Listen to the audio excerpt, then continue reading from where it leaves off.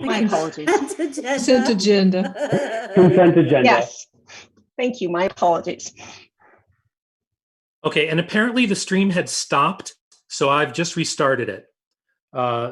Some people may just be joining us. We did get a recording of everything, so when we post it, we won't be missing the part that we recorded.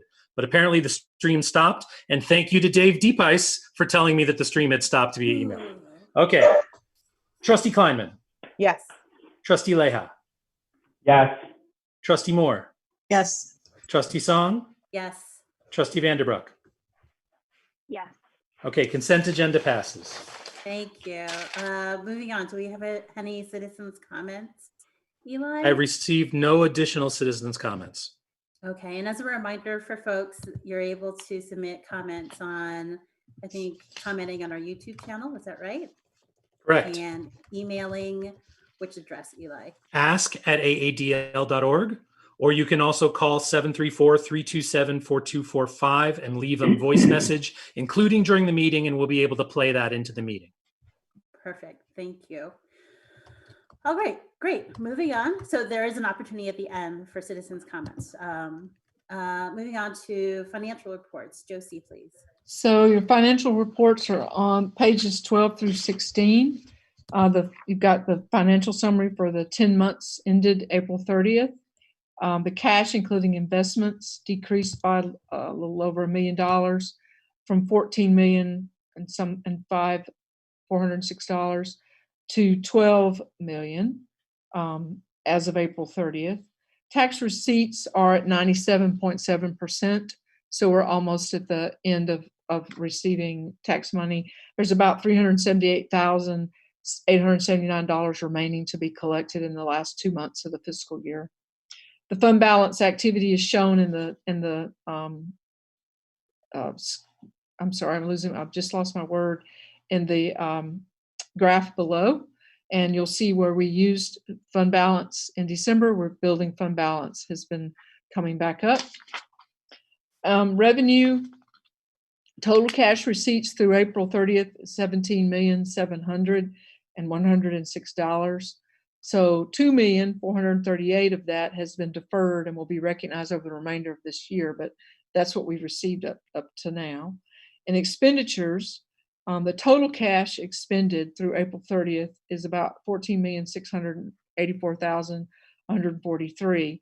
As of April 30th, $448 has been prepaid for expenses not yet incurred. So the prepays go out. That's like subscriptions, things like that where we pay and we have to pay ahead to make sure we have those. Revenue over and under expenditures. The last sentence is the one I think is always the most interesting. The actual cash receipts are at 100.01% of budget, and actual cash expended is 83.09% of budget. And that has a lot to do with the fact that we haven't been open. And so the money that we would normally have spent while we paid programmers and we paid people who we were normally going to be doing work with through June. We didn't buy the supplies. We didn't do a lot of other things to go with it. And so our use of the money, of course, will be less at the end of the year overall than it would have been had we been open. And as you know, we've continued to pay the staff through this closure. So the personnel line is showing that. Grants and memorials hasn't really changed from last month. And when we look at the budget, you'll see that we reduced the amount of money that we anticipate receiving from the Friends by $50,000. And it could be even less depending upon when they're able to resume any kind of sales. And so I've made it clear to them that there's no pressure from us on the Friends about donation to the library this year. Totally understandable situation that might not occur. The statement of revenues and expenditures, the general fund for the 10 months ending. I found it interesting. I asked the accountant today about interest income. Apparently, investments were doing really very, very well until March. And so you see that percentage above what we anticipated and receiving. And so That's why that looks the way it does. And in expenditures, the same lines that we've been talking about being over all through the year remain over. The copier expense, the best explanation we have for that is that we did not estimate that properly. We underestimated how much that would be used. So we've corrected that going forward. That's just one of those things that's hard to know. So it's over, and it's possible. There's one more. Is it communications? Yes. Communications is at 94.41% right now. That may go over too, and that's another one of those situations where we didn't estimate properly. That's the best explanation I can give you for that. Statement of revenues and expenditures in the governmental funds. This is showing you the general fund, the capital fund, restricted grants, and then the total funds on one sheet, and it lays it out so that we can see what money we have where, and the 597,326 in restricted funds. Those are the whole tree. That's the whole tree money. Some of the funds acting as elements that we have the names for people that we can't spend we can only spend interest or down to certain amounts to maintain a balance.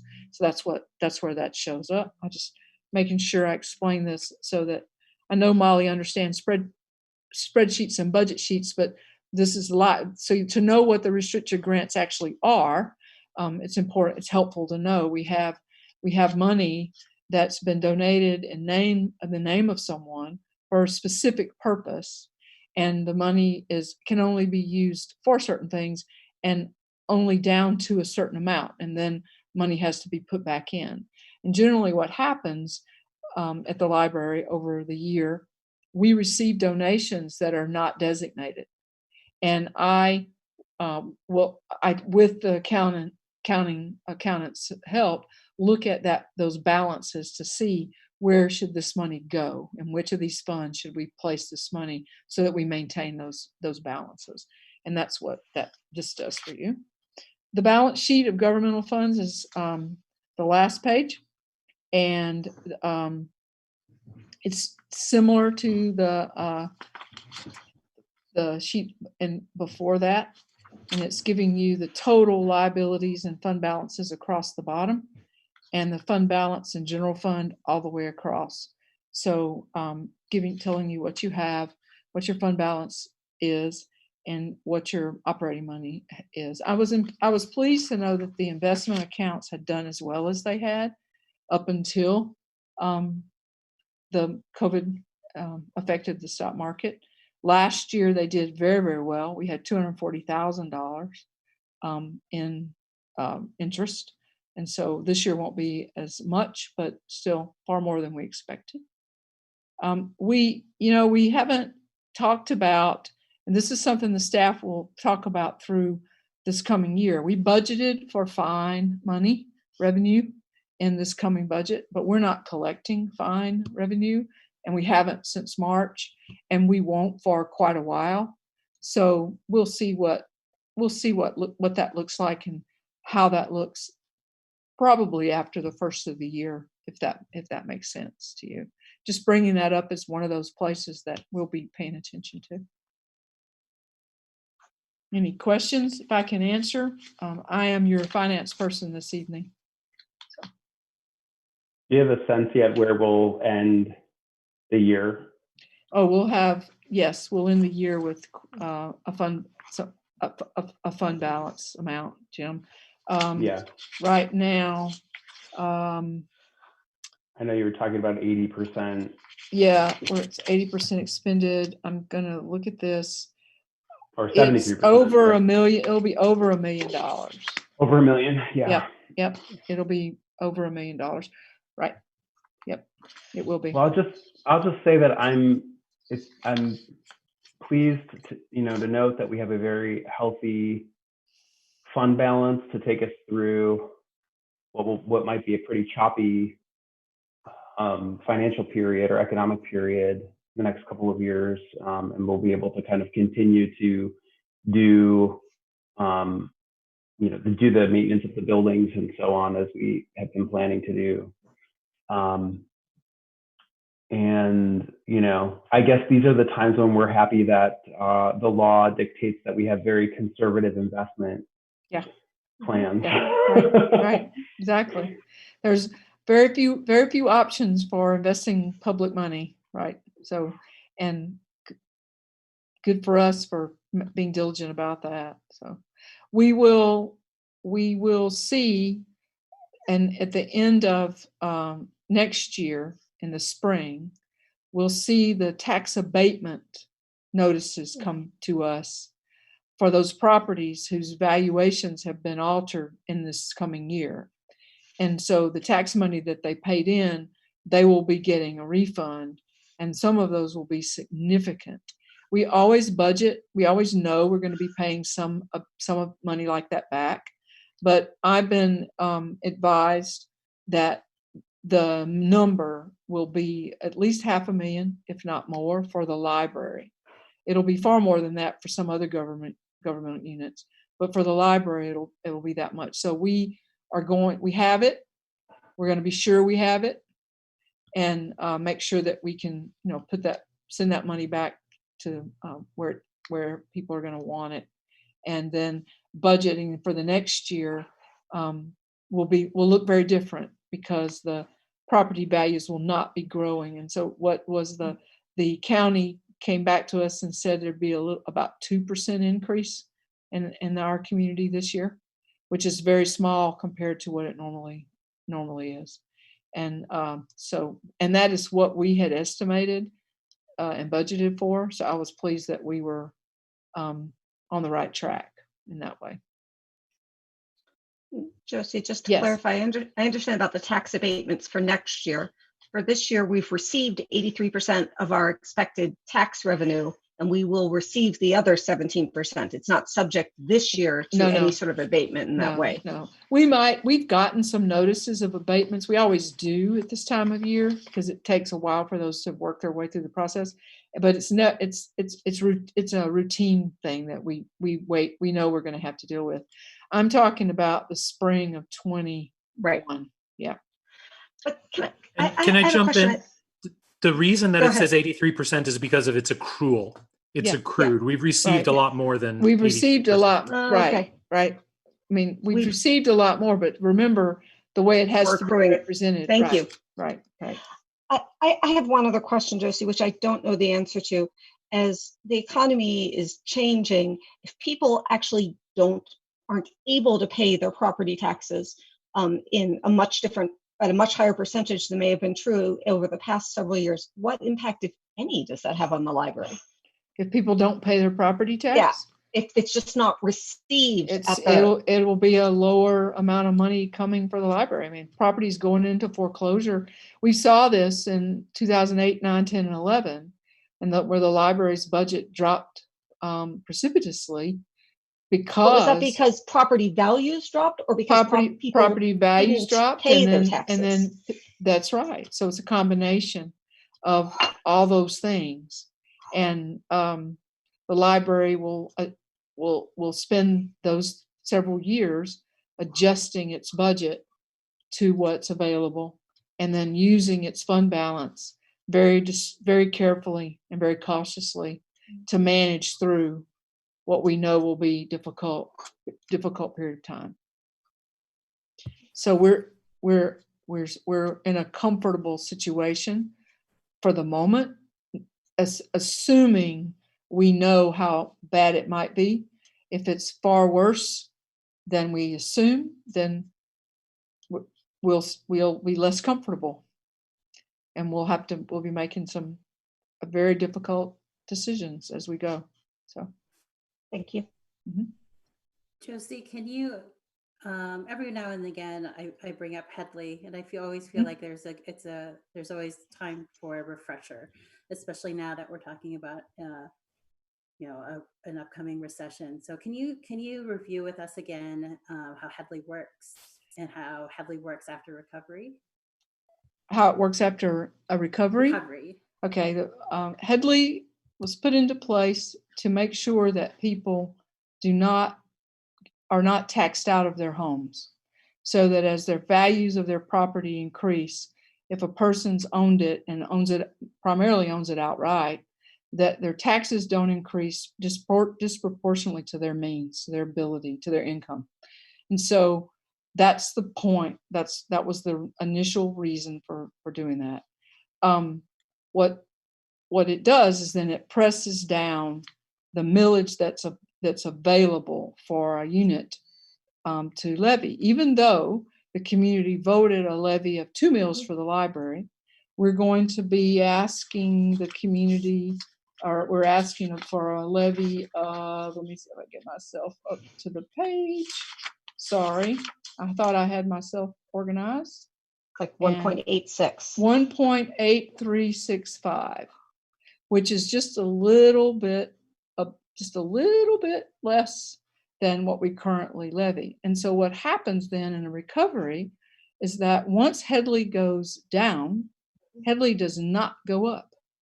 So the unit is then bounded by that lower millage, no matter how great the economy is, no matter how great the property tax values are, that is still where you are.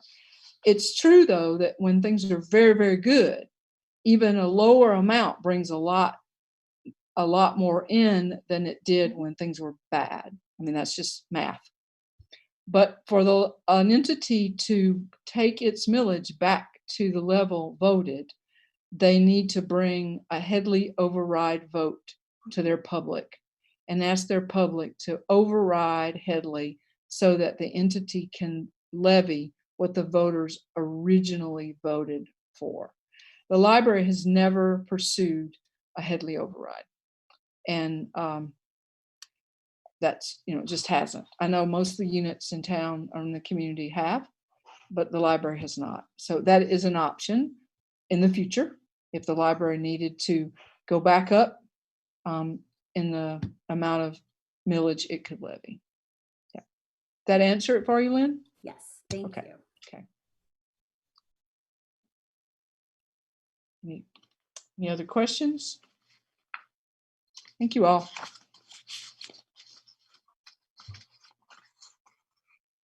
I can't hear Lynn. Sorry, I forgot to unmute myself. Okay. All right, great. Thank you, Josie. Thank you. Moving on to committee reports. The executive committee did not meet, mostly because besides Josie's evaluation, there wasn't really much that we really need to work through outside of what I think we'd like to achieve in the board meeting today. Let's see. So let's go ahead and move on to, and then we'll cover finance committee later on with the budget with the budget. So move on. Let's move back to Josie then with the director's report, please. Okay, so I have director's reports been prepared. Eli, are we starting? Yes. I want to start with this aspect. This is our service phasing plan that we are working toward, that's aligned with Governor Whitmer's Safe Start program.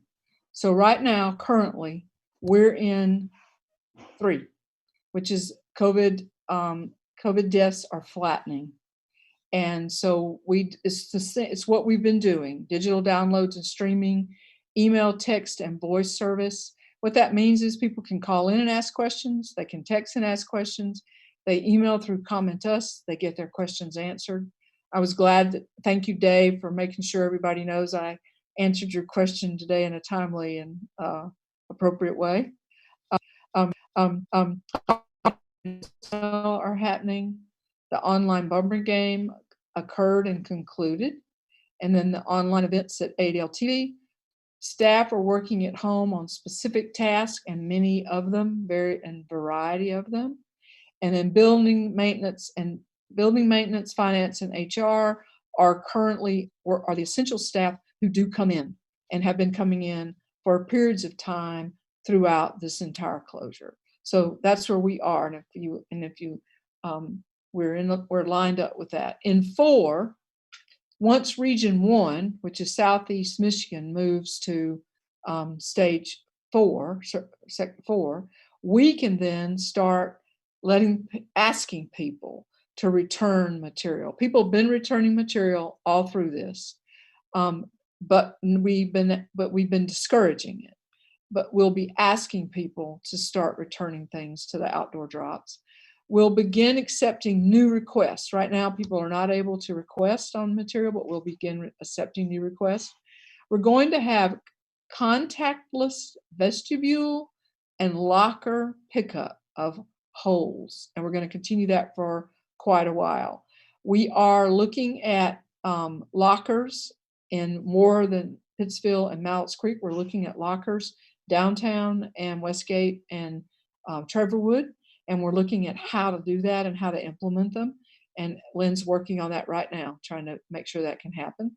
Contactless vestibule, what we will do is we will have hours where our hours of open so that people can come into the downtown, primarily the downtown vestibule, will be later in the morning, close to noon till mid in the early evening, so that staff can put the holes out on the hole shelves, checked out already with an extended period of time. So people get their full loan period within a period of time of coming in to pick them up. So they're checked out, staff put them out, staff are done. There's no staff contact with the public when they come in. They come in, they get their holes, they're checked out, they leave. In the evenings, the area is cleaned. In the morning, the staff in full PPE gear, whoever's here, will put the whole new holes out every day. They'll be taking care of that, as well as taking care of the material that's coming in and getting things back on the shelves. We will quarantine material in accordance with the CDC guidelines of 72 hours, which is what we've got stacks of material with dates on them throughout that we've been getting. So, and we'll start processing the oldest, those things that came in March 1st. So we work back to current. But that is the contactless vestibule. So there will be no curbside interaction between our staff and the public. We are trying to minimize any interaction to begin with between our staff physically and the public.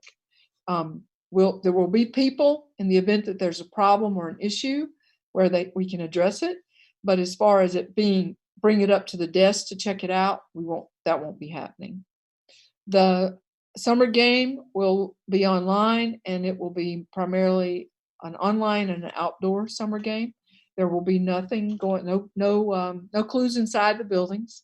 So I will not have a clue in my office. We're going to come up with a way to have a Josie code somewhere, but not in my office.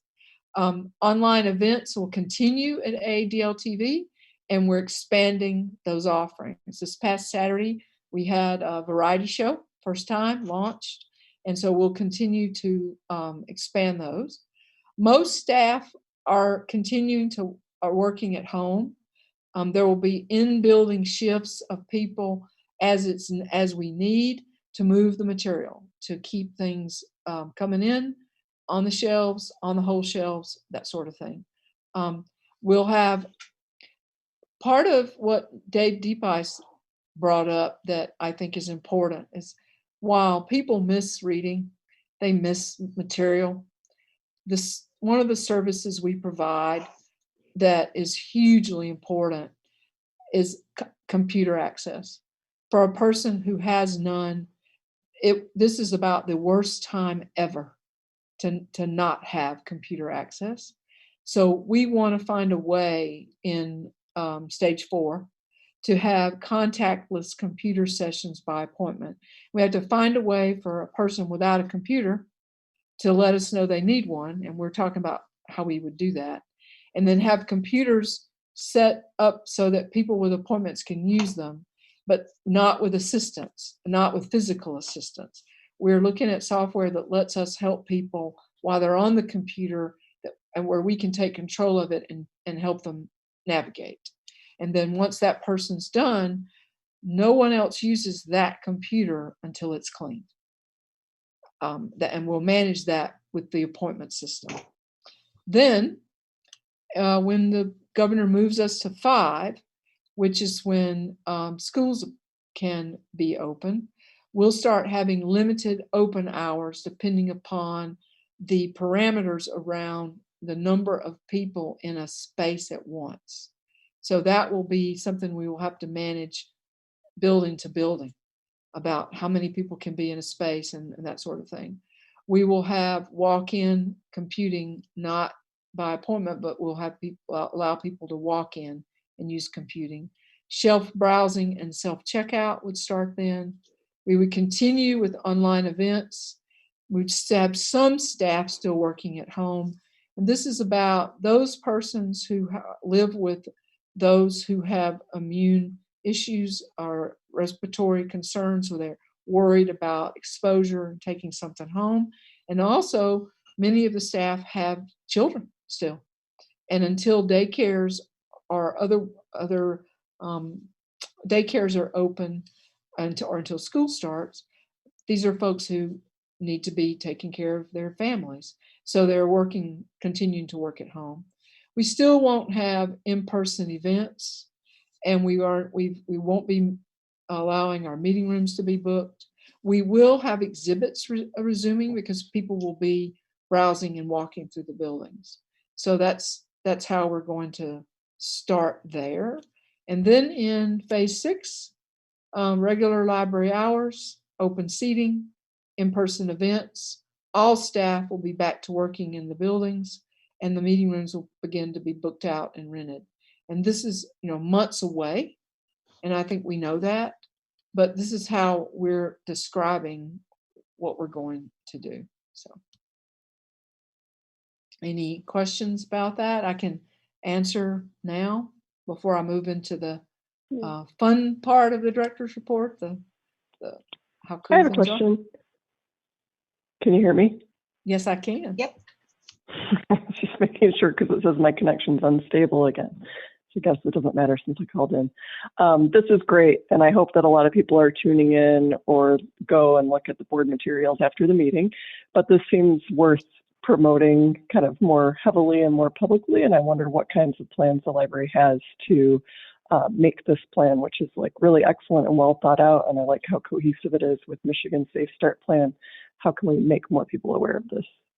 We're going to blog this later this week and put it up on the website and the update, because we've gotten so many questions about curbside service. And so I think we're going to put this up and blog and say, this is the library's plan. And I think it will help so many people feel better. There's no date on this. This all depends upon when the executive order about libraries is lifted, if it's not extended or if it's lifted. If it's lifted with no extension on May 28th, we begin phase 4. We begin, and then we'll move along as the governor declares these phases. The library will shift and do what we can. And as she has indicated, if there are spikes, if there are outbreaks, and we need to come backward, this is how we'll do it. And so it's clear what we'll do, how we'll do it. And that was what we were trying to accomplish with this. So thank you, Dharma. Yeah. I also have a question. Yeah, it's kind of, I'm sorry. Can I just finish one thought, which is just that, like, in a way, it's sad to see this, but I wanted to echo what you said about it being comforting. It's just comforting to have like a phased plan. So Yeah. Thank you. Thank you. Victoria? Yeah, I want to echo what Dharma said about thank you for putting together such a robust plan, and it makes sense. I had 2 sort of smallish questions. First, when I think about items being available by request, we're able to take those requests by phone, right, for folks who aren't used to the online request system? I think most of our requests are done online. The requests by phone generally come through the Library for the Blind and Physically Disabled, and we manage that in a different way. If people are in the Library for the Blind, their material is mailed there to them generally, if it's physical material. But I would say primarily our requests are online requests. I would expect that too. I guess I was thinking more about folks who maybe were very comfortable coming into the library to pick up materials, but have never, are not as comfortable handling sort of So- electronic requests. They can call and we will put the request in for them. Right. If they call the 327-4200, we can, isn't that right, Eli? 4200? That's correct. Yep. Yep. Then we will definitely go into their account and put an item on hold for them. Even I Awesome. have been able to do that over the last couple of months. So, yep. That's awesome. And One Joseph, thing did I you want to say is we're going to give people, here's the thing to remember about this option. I know there will be people who are reticent about coming into the building when, Yeah. even when they can. And that is why the lockers are so important, because a person can make a choice to have their material in a locker rather than in a vestibule. So folks will be able to make that decision. Our lockers, we have a limited number. We're trying to get more. So it could make a wait a little bit longer for depending upon how quickly people pick things up. But we're very much aware that there might be some concern about coming in even when it's allowed. Let's put it that way. And I think my other question was really about the different branches and whether it was key to provide services at all branches or whether we might be providing pickup services only at some branches. Their physical layouts are different. Mm-hmm. We're talking about that today. The lockers at Pittsfield and Mallets help us not have to open those buildings, and so we're looking to put lockers in at Westgate and Trevorwood so that we could perhaps not have to open those buildings, and that leaves us with a vestibule environment downtown that we would manage so that people do not go beyond the immediate lobby area of the downtown. But we're hoping for the lockers to be able to do that. And if we can't get the lockers at all locations right away, we have a plan to have vestibule pickup in Trevorwood and Westgate if we have to do that. Thank you, Josie.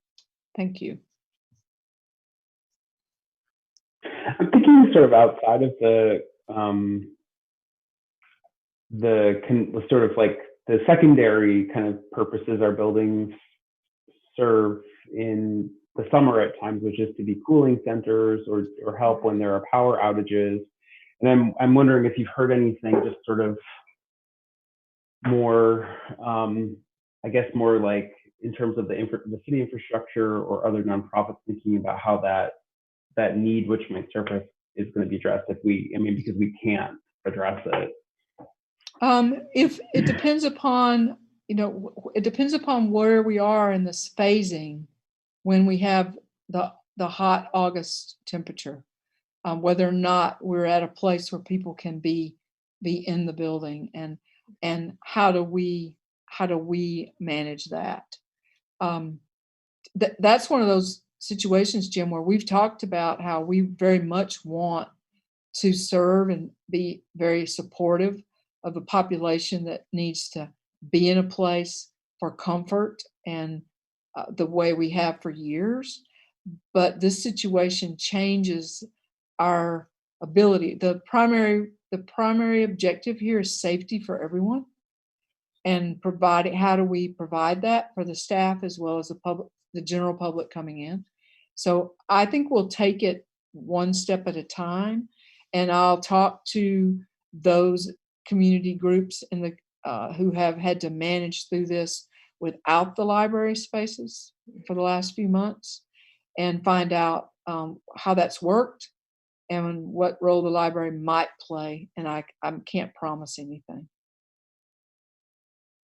Maybe I can add a little bit of something. I know that when I've had conversations with folks at the county, Jim, some of the vulnerable population that we usually see in our public libraries are now being temporarily housed in local hotels.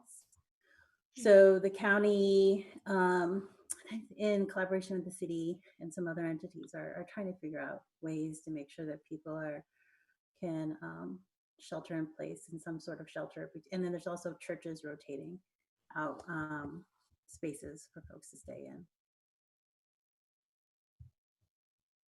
I have Right. oh, sorry. ahead. I have Go a ahead. question. I was just wondering has the library succeeded in getting the PPE that it's going to need? Is there a plan in place? I know that that's been a problem in general. The library hasn't applied as of now. So, I'm sorry, the PPE. I misunderstood your question. Yeah, my sorry, mind was no. my mind was going in a different direction. Yes, we have been successful, and to the extent that we're continuing to make sure we have a source, but for doing what we're going to do with staff behind the scenes, and it's not all the staff; it's a limited number of people working together in the PPE that's required. The mask, the gloves, and we're going to do a temperature check on every person who's coming in to work, all our contractors, anybody, visitors, they will have to do a temperature check to come into work. I think, our staff, it's been remarkable. We have not had a staff person ill with COVID. We do have staff persons who have lost family members and people close to them to COVID, but I want to keep it that way. I want that to stay the reality. So and I know I can ask people not to come to work sick, and I think they won't come to work sick. But we're going to check at the door to make sure that we don't have fevers. People will have to have masks on at work. Unless they have a medical reason that doesn't allow for that, and they will wear gloves to handle all the material, all the equipment at the whole time they're here. But yes, we have been able to get PPE. So thank you for the question. Yeah. Thanks.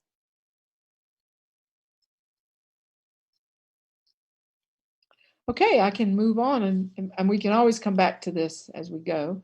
So AADL TV. Josie, can I ask okay. one last question about reopening? Sure. Are we, what is the discussion like around requiring folks who come to the library to wear masks?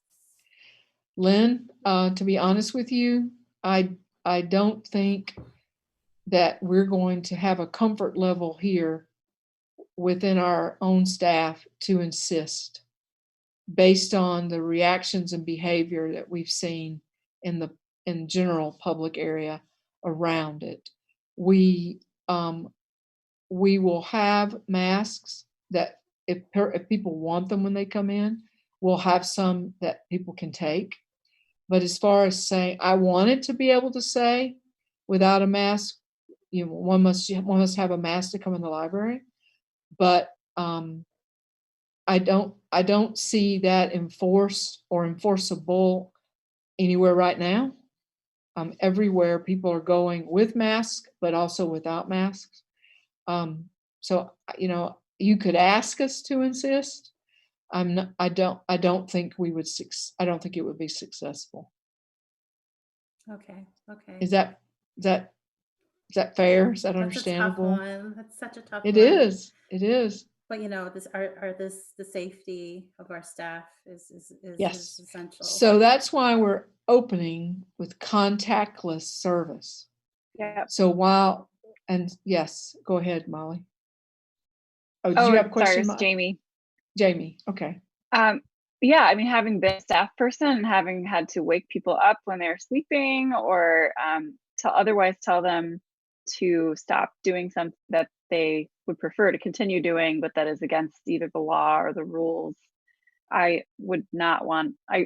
I definitely side with Josie. Like, I think the risk versus the benefit there for a handful of people refusing to wear masks versus like putting the staff in a position of having to get in the middle of kind of a larger political, possibly very difficult interpersonal situation. Like, I really support that decision. To be honest with you, I do think most people who come into the library will wear a mask. I think it will be just a few people really who don't, and we will all avoid that person. And if they come up and want to ask a question, we're going to put our hand up and ask them to stay back. And that's fair. We can certainly do that. But to say you can't come in without a mask, I don't think we can.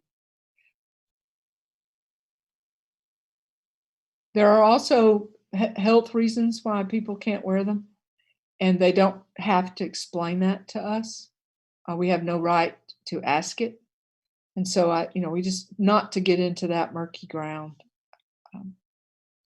But Josie, to interject one thing, we would expect to comply with Governor Whitmer's orders, though, which I believe currently say that you should wear a mask in any enclosed indoor space, but we're not open at the moment. So the point That's is right. that if her order was, said that had to be continued, I assume we would not allow people into our enclosed indoor vestibule without a mask if we were doing that at that time. I think this is what we're talking about, Victoria. I think it's difficult to that has been one of the requirements that has not been successful and has received the most pushback and sometimes and obvious and very violent pushback. We have people who use the library, as Jamie has discussed, who are not reasonable. Right. And that's polite. And they're likely to be the people who come in without the mask and they want the confrontation because they're trying to make a statement. And it's better to let them walk in, get what they are getting, their stuff off the whole shelf, and leave than confront them and create a lot of the potential for physical risk to the staff or to others who might be there picking up material. What we won't allow is loitering by anyone who is not there to pick up holes when we're doing the vestibule pickup. Does that make sense? So we won't allow that. So this is one of those very, very difficult spaces. Public building. But in that phase where it's vestibule contactless service, unless a person's here to get material, they can't just be here. So, and that will be new for the library. It's not what we're used to. Thank you. I was going to say, probably like a lot of people right now, I'm having very conflicted feelings.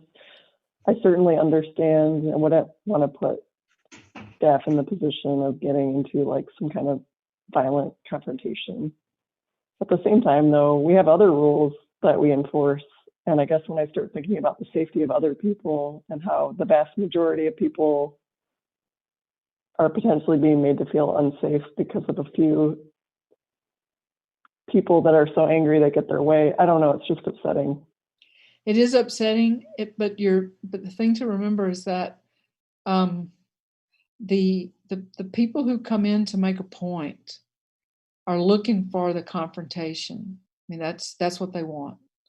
And if we don't give it to them, then they don't stay and they don't come back. It's the same way, and I'm going to use this example. When people who want to challenge the open carry rules in the state, and they want to make a point about the open carry rules in the state, come into the public library with guns visible and on them. They're legally able to do that. And I realize this is different because the governor said wear a mask, but it's not a law, it's just a statement.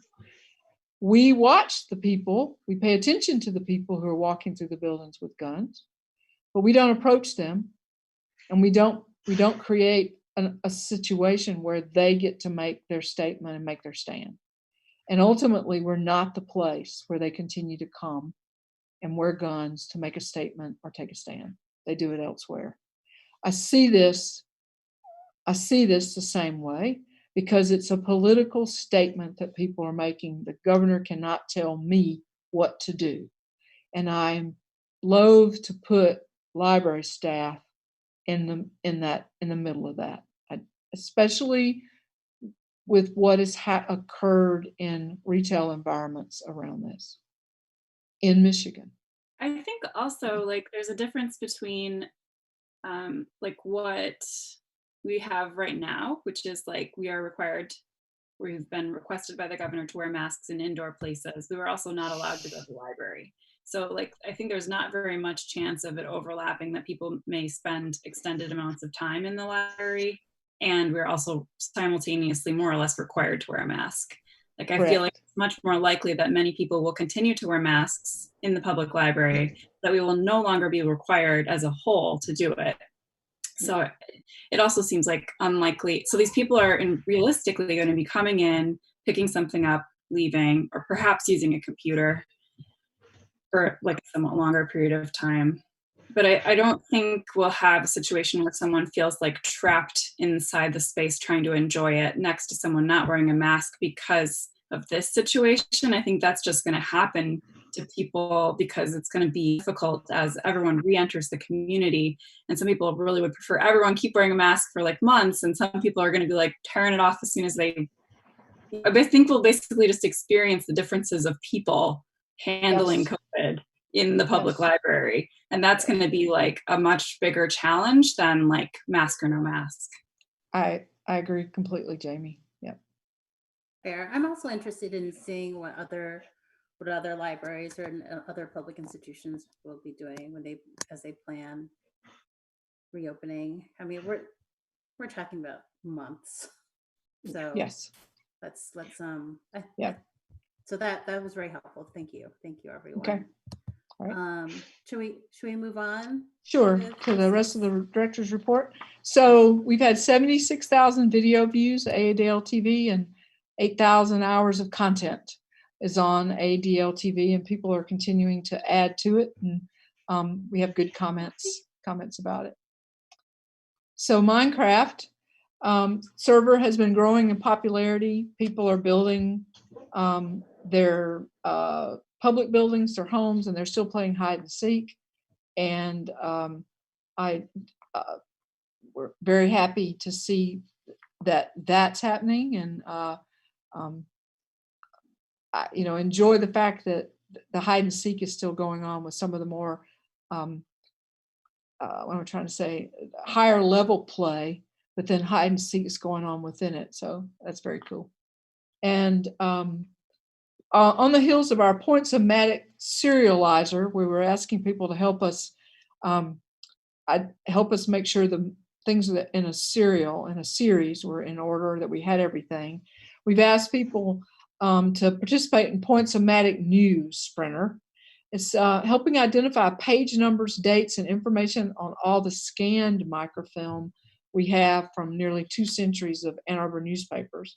We don't have all those centuries scanned, but for what we do have, we've asked people to help us do this, and they earn summer game points ahead of summer game for this hard work. And it's very gratifying how many people are really interested in local history enough that they'll take some of this and then make sure that we know what's there, what page it's on. So 11,000 more actions so far, and 2,400 pages, which is really, really great. I know Andrew McLaren is very happy about this. This past summer, AADL helped U of M students studying a ballot marking device and the potential for malicious manipulation. We had a mock voting in the lobby downtown. And the study has been published and today received the Best Paper Award at IIII Symposium on Privacy and Security. So I just wanted you to know this, and we're very happy to have played a small role in this important research project. Our call center continues to serve those who need it. The library card, get a library card, also remotely is continuing, 300 cards so far issued online. And then the call center is available. And these are a graph of the days and call center volume on the certain days. And so you can see how calls per day, how that's going. It's far fewer calls than we would normally get, but the calls that come are people who really need information and help. And so we're glad to give them a person right away. And those are persons in their homes around the community who are taking call center work in their kitchens or living rooms or dens or out on their back porch or wherever. So we're happy about that. So this is a little bit of a tease. This is some of the summer game graphics, and I know that's the tease. The summer game will return on June 12th at 9:59 a.m. It's our 10th summer game, so it's a decade of summer game, and we're working to make it very interesting, even though none of it will occur within the inside of the buildings. So this will be a fun challenge for all of us. So finally, we've got a few pictures and words from patrons. This patron's Darcy. She was grateful. She checked out Smitten Kitchen Cookbook, and she's been using it this whole time, doing different recipes. And I think a lot of people are cooking a lot of different things and trying out different recipes at home.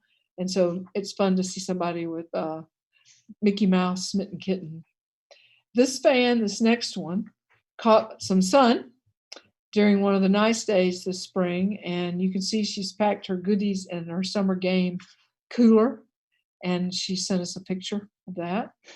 And a few images from happy kids and their grateful parents enjoying AADL TV story times and arts and craft programs and their comments. And then there's one more that we got this afternoon that you should read for yourself.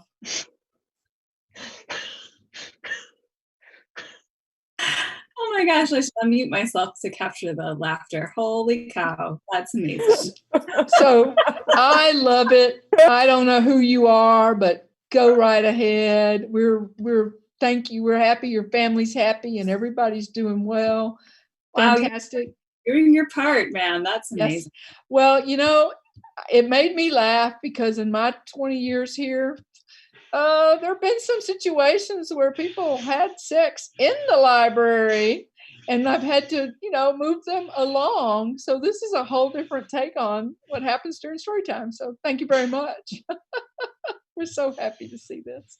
And that's my report. Thank you. Oh, no, thank you. So many people are thanking you. Oh my goodness. I don't think I've ever laughed hard enough to cry during a board meeting. That's really funny. Isn't that great? That's just great. Yes. I didn't read it out loud. That's like Oh my gosh. Patrons for more patrons. Huh? Oh my god. It is so hard to move on after this. But we muscled on. Going to old business, we have a resolution to extend space use. This is the space use agreement with the Friends of the Ann Arbor District Library. Do I have a volunteer to read the resolution? No one wants to use their board voice. It's on page 25 of your packet. Yeah, so we just gotta keep scrolling down here. I'm sorry, pages. I can read it if you want. Please, that'd be great. The board resolves that the president of the Board of Trustees of the Ann Arbor District Library be authorized to sign a one-year extension of the space use agreement along with the president of the board of the Friends of the Ann Arbor District Library. That all resolutions and parts of resolutions that conflict with the provisions of this resolution are rescinded. Great, thank you. I think we have discussion. You have to have a motion. Yes. So moved. Great. So as a reminder, this is an annual effort to in our partnership with the Friends of the Ann Arbor District Library and their space use on the first floor and in the basement. Is that correct, Josie? That is correct. And I did speak with the president of the Friends in the last few weeks about this, and they have not requested any alterations or changes to the agreement. So they are also very aware that they're not going to be resuming their normal activities for a long time. We talked with them, and when in phase 4, when we have staff working to move material and get material back in and out to the public as wholes.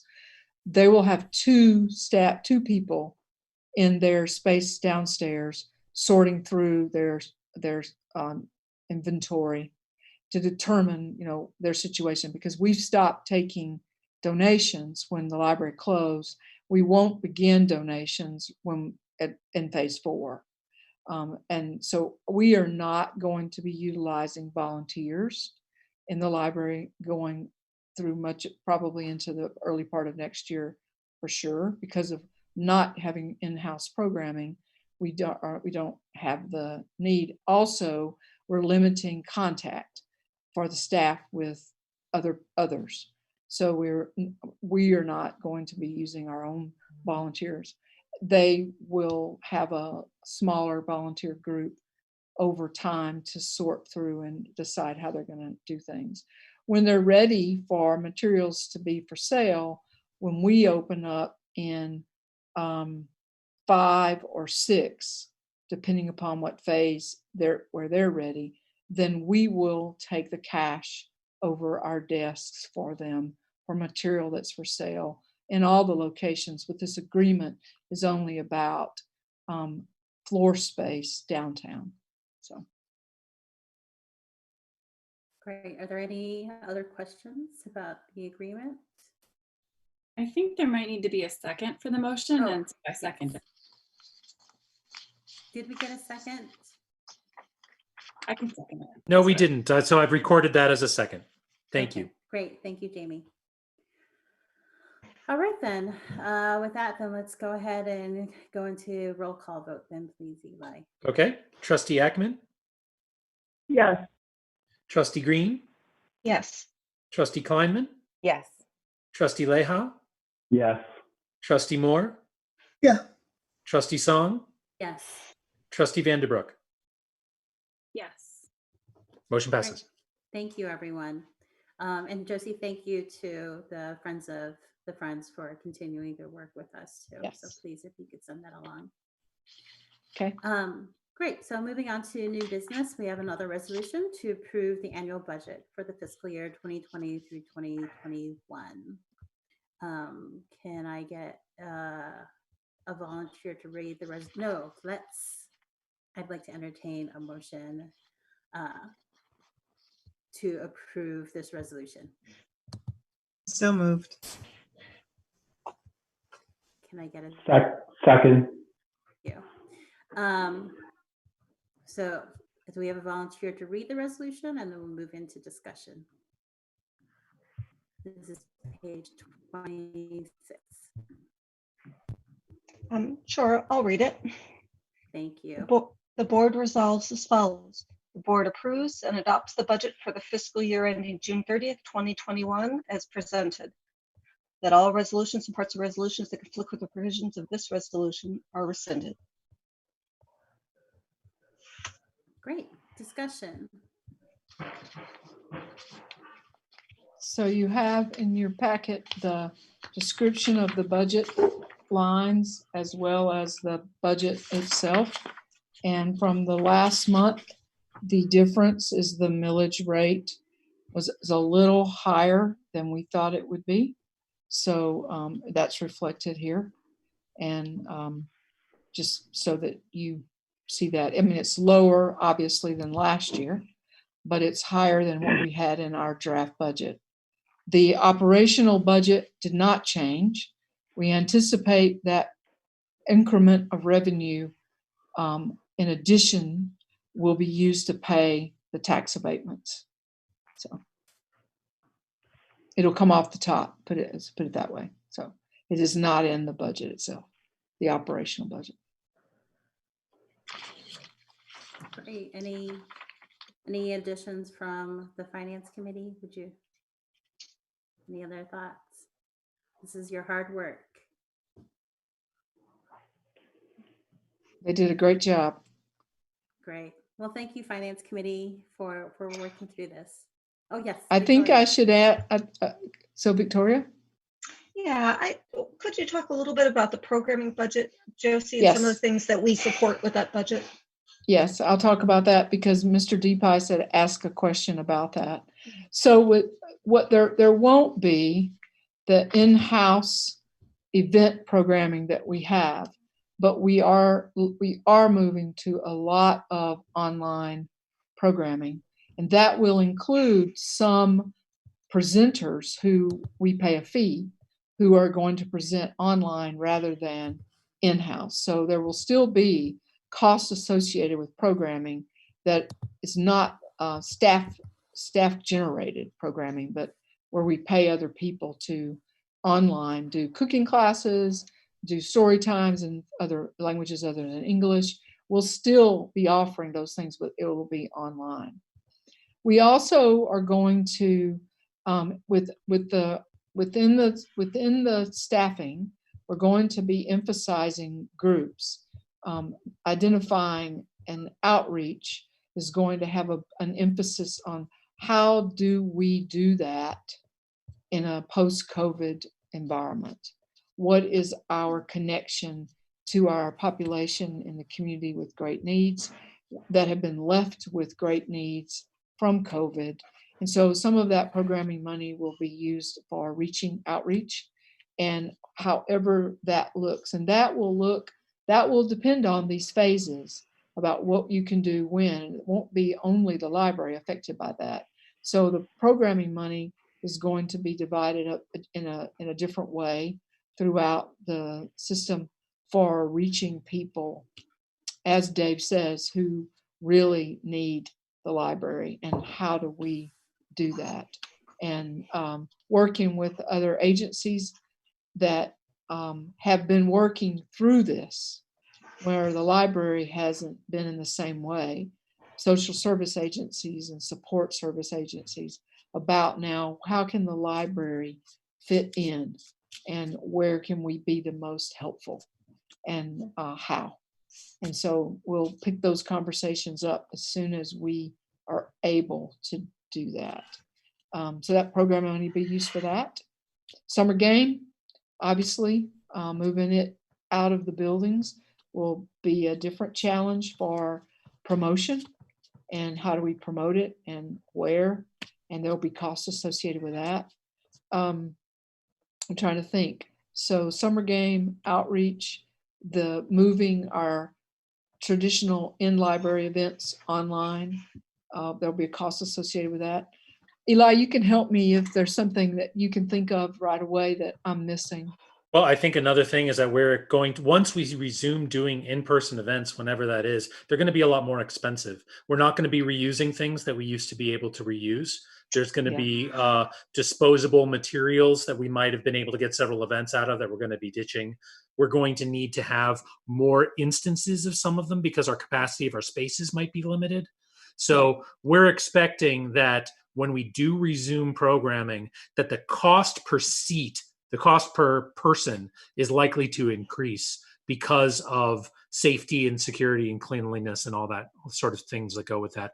Plus the fact that in some ways it gives us the ability to get people who, we wouldn't have had someone prominent Skype in and do an event at the library before, but now we would. That's totally legit library programming. So that we might have previously been having someone local do something for $100. We might get a celebrity to do it for $1,000 or something like that.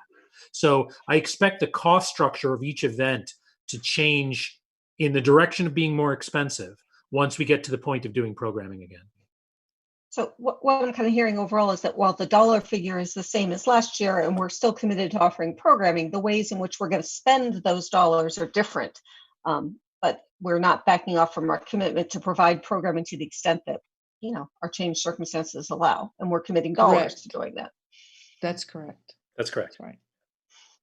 Hi, girls. Hello. Hi, girls. Oh, Every girls. And I know we have a couple expenditure items that are slightly different here, but we've talked about those, I believe, at the last meeting, the difference in custodial fees and accounting at our last board meeting. Correct. I didn't see any change there in those sort of figures. There is no change in the document other than the millage number from February. It's the same. So thank you to you, Josie, and to our Manicastarian staff for putting this together too. Yeah, they've been amazing, helpful, and they'll be doing our work for us for the next 2 years. And we learned, I think it was last week, that Yo and Yo will be here starting the audit process the 3rd week or the 2nd week in August. And Manor is prepared to be here as well and to start pulling information and getting that going. So we're moving along in a normal way, and at least in terms of the finances and getting that done. So that's on track. So I think things will go very smoothly with that. Do you have any additional questions before we vote to approve this? Thoughts? All right, thank you. Eli, can we go ahead and Yep. go do roll call vote? Okay. Trustee Ackman, Yes. Trustee Green, Yes. Trustee Kleinman. Did we get her back? I'm here. Yes. You just Okay. can't see it. No problem. Trustee Kleinman? Yes. Okay. Trustee Leha, Yes. Trustee Moore, Yes. Trustee Song, Yes. Trustee Vanderbroek. Yes. Motion carries. Fantastic. Congratulations, everyone. We have a budget. We have an awesome you. budget. Thank you. Thank you. All right, moving on. We have another resolution to authorize the millage rate to be levied by taxing authorities.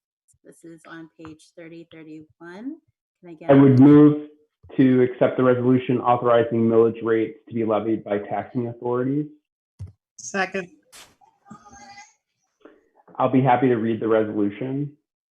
The board resolves as follows: that as to the 2020-2021 fiscal year of the AADL, and as to that portion of said library within the city of Ann Arbor, and that portion of the library within the territory, townships, or areas outside the city of Ann Arbor, the voted millage for library operational purposes shall be the amount of 1.8365 mils. 2, that the foregoing amounts are levied by the Ann Arbor District Library, and the Secretary of the Board of Trustees is authorized and directed to report the same as the library tax levy to the proper assessing officers of the appropriate agencies, and the Secretary may provide copies of this resolution when requested by an appropriate agency. 3, that the amounts certified are essential for the fiscal year of the Ann Arbor District Library commencing on July 1st, 2020, except as subsequently altered or amended by appropriate certification. 4, that a certified copy of this resolution may be issued as though the original with the certification provided. And 5, that all resolutions and parts of resolutions that conflict with the provisions of this resolution are rescinded. Thank you. Thank you, Jim. Discussion. I know there's a lot to say about our 1.8365 mils that we received, that we thankfully received. Great, then let's go ahead and move on to roll call vote. Okay. Trustee Ackman? Yes. Okay. Trustee Green? Yes. Trustee Kleinman? Yes. Trustee Leha? Yes. Trustee Moore? Yes. Trustee Song? Trustee Song? Oh, Yes, yes. okay. Trustee Vanderbroek? Yes. Okay. Motion passes. Great, thank you, everyone. We can now officially levy the taxes. And Josie, as a reminder, this is something that Jim and I sign, right? Yes, you and there's a document. I have documents here for you and Jim to both sign that we then send to the taxing authorities so that when they levy taxes, library gets its money. If we don't, we don't, no matter what you voted. So yes, there's another step, and I have the documents on my desk that need to be signed. Yep. Great. We will make sure that this is signed. Thank you. Definitely make sure. Great. Thank you. Another resolution. I would. Yes, I would move to adopt the resolution to adopt the 2020-2021 budget as a line item, budget and compliance of disbursements. Can I get a second? Second. I second. So I'll explain for Molly, if it's okay. The line item budget is a requirement of the state that went into place probably now 10 years ago or so, because of fraud issues where budgets were not line item, but simply here's the amount of money, use it for the library, and it could be moved all over the place. There were issues, and not in libraries, but elsewhere. So the regulations changed and requires our budget to be line item. Then the other part of it, which is the compliance of disbursements, that part of it allows us to write checks that you approve that month after we've written them.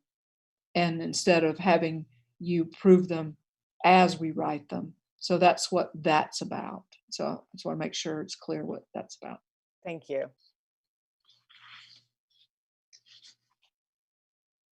Oh, this is a very long resolution. Do we have anyone willing? It's my favorite resolution of the year to read. Thank goodness, Jim. I wish we could do this like in an operatic style or something. Oh, I could, but I won't. Be it resolved that appropriations by the board as the legislative body of the library, the board hereby appropriates for the fiscal year 2020-2021 the total amount of $17,831,200 for the expenditure categories set forth in the budget.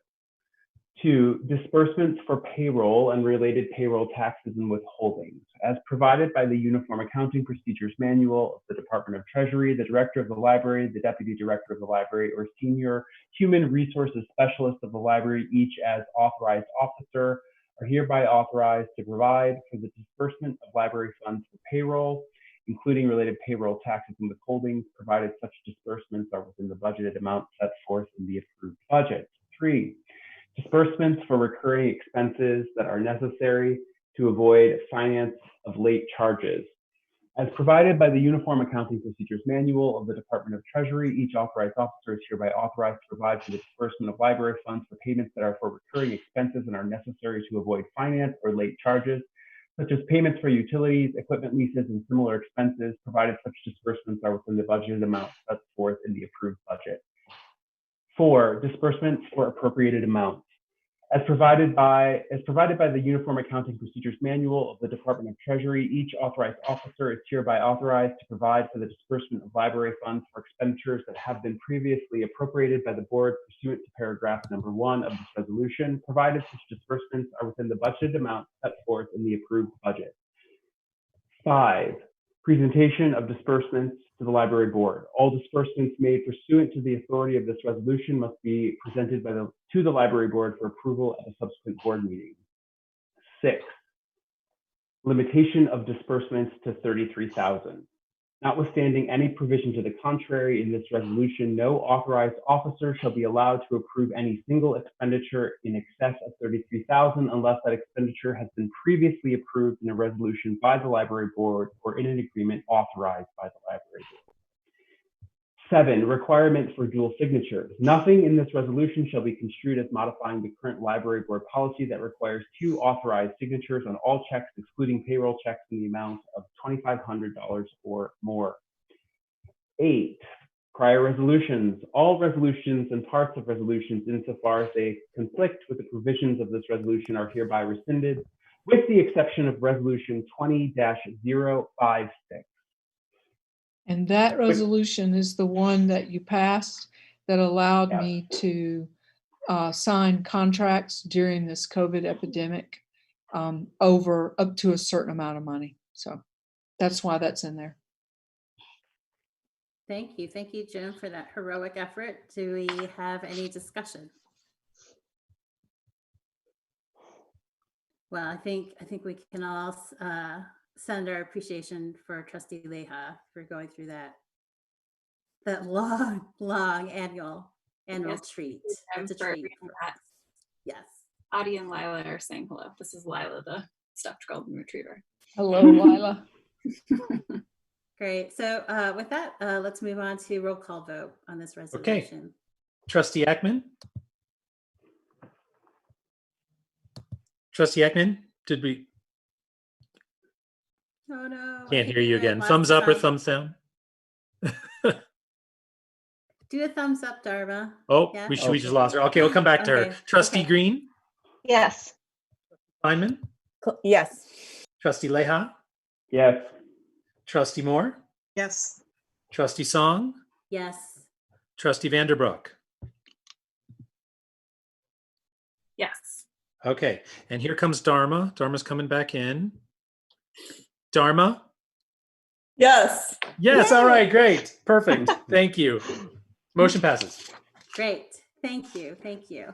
Okay. And then it's up to me. So the director's evaluation letter from the board. So let me go ahead and read this. The board has a copy of this as well, and so does Josie. Dear Josie, many congratulations on another successful year as library director for the Ann Arbor District Library. This marks your 18th year with this institution, and it's clear that your influence has shaped much of what we know and love about the AADL. The Executive Committee and Board of Trustees are honored to serve alongside you, learning and working collaboratively to ensure that the AADL continues to deliver on its reputation as a 5-star library, and more importantly, as a social anchor for so many in our community and beyond. In the past year, the AADL focused on developing a new strategic plan and building feasibility study for our downtown property. This work fulfills a commitment that the board made to staff and to voters to responsibly manage AADL assets and plan for the future. But as with any visioning work, planning relied a great deal on staff time, efforts, and ability to candidly share their own visions and plans based on their own daily work experiences. We thank you for your leadership in rallying staff and developing processes so that communication was effective and timely. We understand that this could not have been done without establishing a culture of trust and innovation at the AADL well beforehand. The resulting work reflects this high level of collaboration. Our dreams for the AADL is a shared one that will see us through the challenges ahead. You had noted that this last quarter will be a challenging one before the COVID-19 crisis had hit. This was a prescient observation based on the impact of losing 2 staff members. We are now 2 months into closing the AADL, a decision that was made even before our governor issued her executive orders. Personal losses continue to impact staff members, and we also see this from our community partners we work with to keep people safe and well. And so the AADL adjusted its work, created virtual programs to support people here and beyond, did what we could with what we have, and reassured staff that they have the job security needed in these difficult times. Thankfully, we have the reserves to be able to make this commitment, in large part due to your keen eye on finances and close work with staff in our finance committee. In this past year, all branches underwent physical updates and closures. A new catalog system was introduced to more branches. Meeting spaces were expanded upon or added, and all staff underwent Narcan training as well as unconscious bias training. In your last review, the board had issued this challenge to develop stronger diversity, equity, and inclusion programs. We are happy to hear that it was a welcome learning opportunity and one that you've taken the initiative to expand upon in hiring processes. AADL staff leadership will shift, as has our community, as will the board. We feel strongly that this institutional work helps prepare the organization to navigate the post-COVID-19 world. The AADL's role in our community is to function as a trusted entity that is well managed, with stable and steady leadership, and where many possibilities can be explored. With 18 years in, you've managed to bring the AADL through to a new maturity. We are ready to plan for the next week, month, and beyond. Again, congratulations to another year full of accomplishments and reflection. The trustees and I remain steadfast supporters in your efforts. We look forward to serving our community with you by our side. Thank you, Josie. Thank you. Thank you very much. It's an honor and a pleasure to do this job. It's a personal, it's very personal. My interest in being a librarian, my commitment to being a librarian. The decision to manage rather than to stay and is what I call a practicing librarian was not an easy one, but I don't regret. I see what is possible for libraries. I've come through that time when people said, "Why are you getting a library degree? Libraries are going to go away." To being able to not hear that now, because I know it isn't so. Not in Ann Arbor, and the reason is because of the type of work we do, the people we hire, the interests they have, the skills they have, our willingness to change our organizational culture to allow for people to try things that are risky, some that don't succeed, but some that make great strides and create great strides for the library, and to do it routinely, and so that people feel free to fail sometimes, and but to succeed most of the time. I'd like to say that while you're evaluating me, you're giving me this eval letter in public. Apart from a great gratitude I feel to you all for trusting me so much, I want to recognize the couple hundred people who stand with me in working at the library and for the library, the 200 or so who are currently working for the library, but the hundreds who've come through the last 20 years who've moved on into other work, other jobs, or retirement. The cumulative effect of 2 decades is what you see right now. And it's what gives me hope that in 2 decades, when the little girls who are with us in our board meeting tonight are adults, that this library will still be doing what libraries need to be doing, whatever that is. And I appreciate that you recognize there's a tremendous amount of faith we have to have, almost blind faith sometimes, in trying to take a leap ahead and do something no one else has done in a way no one else does it.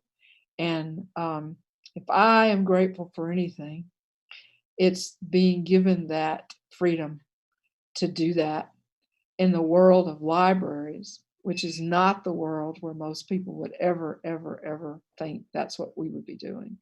And so thank you very much for that trust. We are going to need it in the next few years. These will be incredibly challenging and difficult years for the library and other governmental units. But we will not lose sight of our mission, which is to serve as a public library to the community through whatever comes. And I thank you, and I really thank the library staff, and I thank the people of the community who pay the taxes for this incredible library. It's an amazing library. So thank you all very much. Thank you. Thank you. Thank you. Thank you. Isn't this weird on Zoom, you know? Oh, thank you. Yeah. Great evaluation. My goodness, you feel so far away. I know. I think Victoria Victoria, did you want to say something? I know, it's really dumb. So first of all, I want to give a shout out to Lynn, who writes just beautifully. In addition to the hard work of figuring out what to say, you're a beautiful writer, Lynn. Oh, thank you. But I had a tiny thing. I didn't see a copy of this come to me as a board member. So you might want to double check and see if it maybe got waylaid somewhere along the way. It was sent to the board address. Did it not go through? I'll double check my email when the meeting's done. Yeah. Okay. Just to make sure, Eli didn't kick me out of the board group meeting or something. No. All right. Thank you. I will double check and see what happened. Great, Josie. Well, you're on the hook for another couple years. Several years. Yep. 18 would be great. Another 18 would be wonderful. Not going to happen. I hope I'm enjoying the library in 18 years, but I don't want to be responsible for the library in 18 years. I can say that with total truthfulness. Well, we're lucky to have had the time that we have with you, and we're looking forward to the next phase. Thank you. Great. So moving on to citizens' comments. Eli, do we have any citizens' comments? Yes, we've received 2 more on YouTube, and I would also like, if you agree, to read the one from the beginning of the meeting again, because it was when the stream wasn't working. And I know that we have 40 people watching the stream at the moment, so let me read that comment again for their ears. Okay, so Okay. here's the first comment that we received. Library board members, my name is David Deepice and I live at 2096 South State in Ann Arbor. Earlier today, Executive Director Parker promptly and thoughtfully answered some of the questions I had about the merit pool for salary increases. I appreciate her timely and thorough reply. I do have another question that I hope can be addressed during the board discussion about the library programming line item of the budget. Given the challenges posed by COVID-19, how does the staff see that money being used in the upcoming fiscal year? As you all know, many people are having a difficult time adjusting to our new realities caused by COVID-19, especially in the most vulnerable communities in Ann Arbor District. I hope the AADL can generate some innovative ideas to serve those communities and allocate some of its library programming budget to fund those ideas that can meet and serve the needs of our vulnerable communities. Okay, and then we have 2 comments that came in via YouTube. Here's one. This is from Heidi Pratt, who is a staff member, and her comment is, wow, appreciate the discussion regarding the public wearing or not wearing masks. I was conflicted, but these were good points made, and I feel it's a safe and fair decision. And then we've received one other comment from a YouTuber named Penny Poppins, and the comment is, you guys are awesome doing this. There you go. Those are the comments I've received. Wow. Right. Thank you, Eli. Do we have any other comments by phone or email? No, I have not received any others. We have 40 people watching. That's Yeah. not Makes including. me nervous. There's never 40 people watching the meeting. I suggested to the library staff today if they were interested in knowing what the phasing plan is for service, that they should watch the board meeting. So hopefully a number of people who work here are doing that. And they also have insight as to how clean our homes. Right. Exactly. Great. Well, then, if we don't have any more comments, I'll go ahead and adjourn the meeting, and we'll see you next month then. Thank you so much. Have a good night, everyone. See y'all later. Thanks, Thank you. everyone. Thank you Bye. very, very much. Thank you all very, very much.